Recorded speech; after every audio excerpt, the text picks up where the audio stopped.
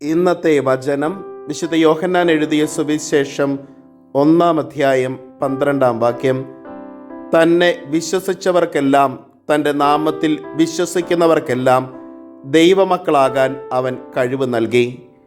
കാരുണ്യവാനും സ്നേഹനിധിയുമായ നല്ല ദൈവമേ, അങ്ങേ തിരുസന്നിധിയിൽ ഞങ്ങളുടെ എല്ലാ പ്രാർത്ഥനകളെയും ചേർത്ത് വയ്ക്കുന്നു. ഞങ്ങളുടെ അനുദിന ജീവിതത്തിൽ അങ്ങിൽ അടിയുറച്ച് വിശ്വസിക്കുവാനും അങ്ങയുടെ വചനങ്ങൾക്ക് അനുസരിച്ച് ജീവിക്കുവാനും ഞങ്ങളെ അനുഗ്രഹിക്കണമേ. അമ്മേ മാതാവേ, ഞങ്ങൾക്ക് വേണ്ടി മാധ്യസ്ഥം യാചിക്കണമേ.